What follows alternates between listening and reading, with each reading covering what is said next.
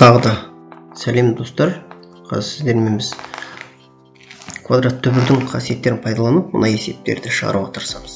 Енді көптеген оқушылар осы есептерді шығару барысында кәдімгідей қиналып жатады.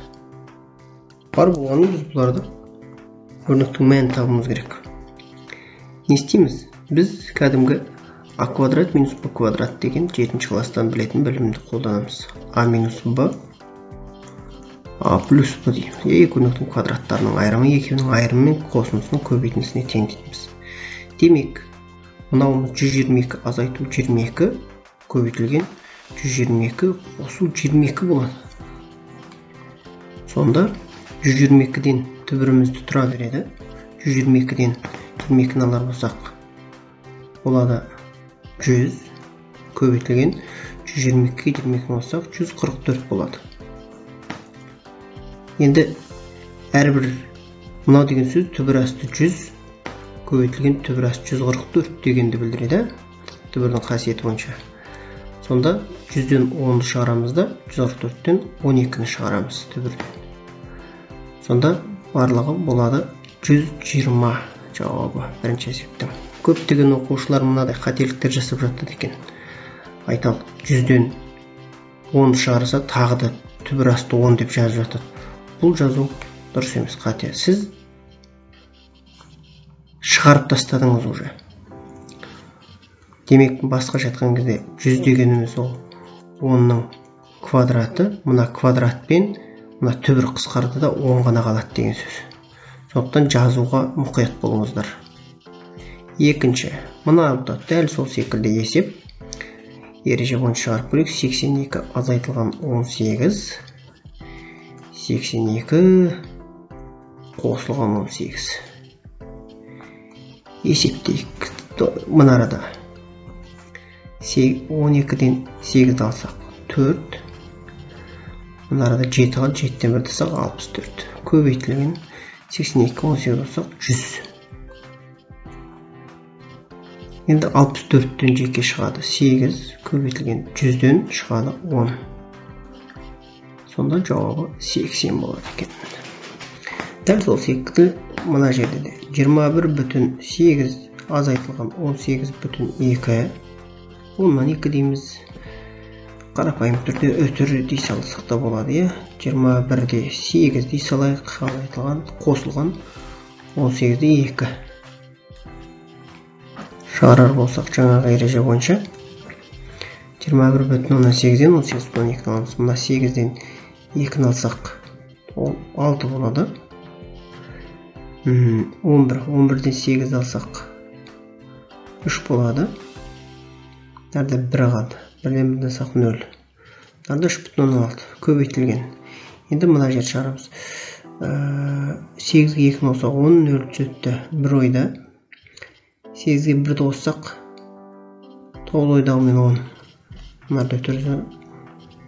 Енді мына жерде 10 1 ой, 2 бірге қоссақ 3 ойдағымен 4. Өзде бізде мынадай нәрсе шықты. 3,6 көбейтілген 40 деген. Енді оны бұлай істеу өт. 3-те 6 көбейтілген 40-ты 4 көбейтілген 10 деуге болады. Сіздер оқып қойдыңыздар. Мына 3,6 мен 10-ды көбейтсем 36 шығады. Мына 4-тен 2-ні шығарып жіберейін. Анау түбір асты 36 деген сөз. Сол кезде түбір асты 36-тан 6 шығады да 2 көбейтілген 6 тең нәтижесінде 12 болады. Міне, осындай. Келесі тапсырманы көрейік. Өрнектің мәнін табыңыз дейді. Қандай есептер бар екен? Міне, бұл да қиын емес. Жаңағыдай әрбір көбейткіштен егер бірден түбір шығатын болып тұрса, шығара салымыз 36 көбейтілген. Мынау қиындық тудырып жатса, құрметті оқушылар, 100-ден 4-ті бүйтіп те жазсаңыздар болады. 36-тан 6 шығады көбейтілген. Мына бір көбейтіп жазып. Мына түбір бөлшектен алымынан бөлімнен жеке түбір табылады. 4-тің түбірі 2 квадрат түбірі, 100-дің квадрат түбірі 10. Сол кезде мына 6-ны 2 көбейтсек 10-ны 2, 12-ні 10-ға бөлсек 1,2 деген жауап шығады екен. Екінші, бұл есепте бірден шығару қиын, сондықтан біз жаңағы бөліп алды билей бер деген қазақта керемет сөз бар, кезінде бізді солай билеген. Сол ереже бойынша бөліп алып билететін болсақ жақсы болады. Ал мына 98-ді 2 көбейту 49 дейміз. Сол кезде мына 2 мен 2-ні көбейтсек 4 болады. 4-тен 2 шығып кетеді. Мына 25-тің өзінен 5 шығады. Көбейту 49-дан 7 шығады. Көрдіңіздер ме? Әрбір көбейтуден жеке-жеке түбір шығарып алдық. Сол кезде 10, 10-ды 7-ге бөлсек 70. Қиын күрделі санмен жұмыс істеген жоқпыз.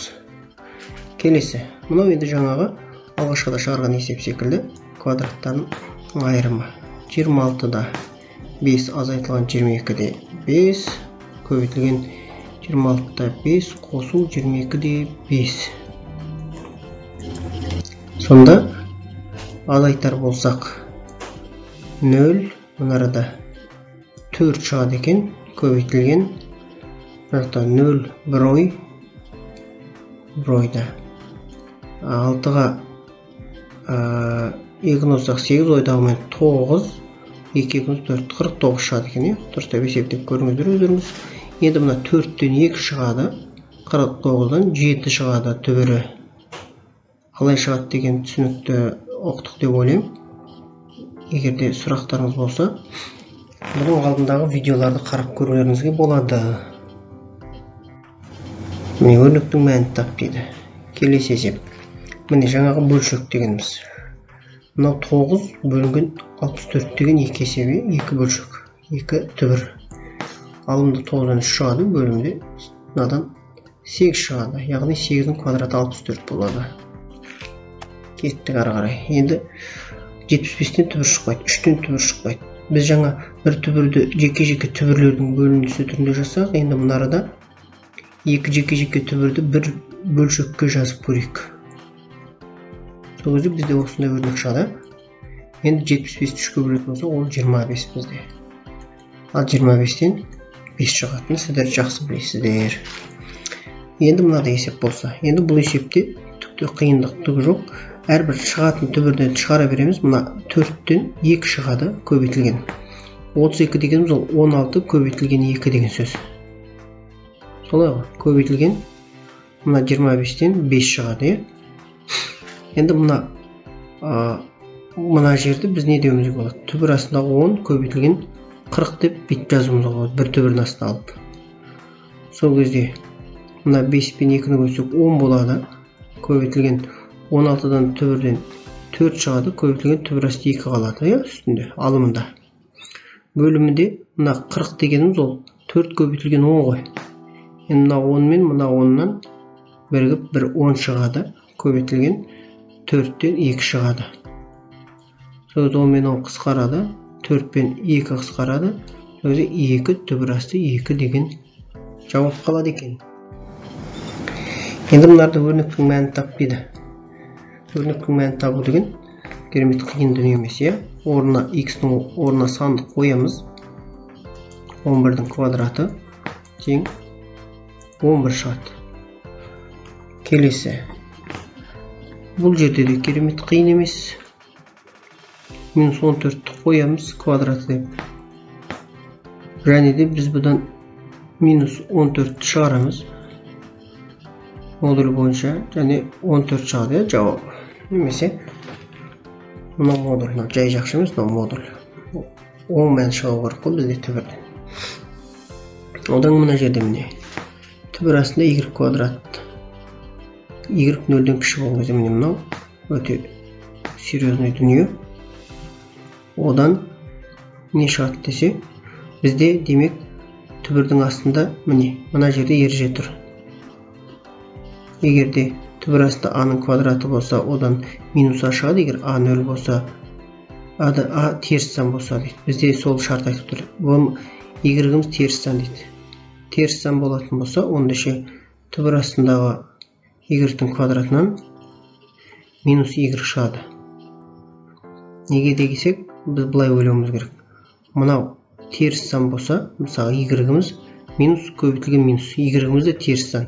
Сол кезде мына минусқа, мына минусты өтсек, нәтижесінде плюс шығады. Демек бізде түбірдің астынан терістен шықпайды деген қағида бар ғой.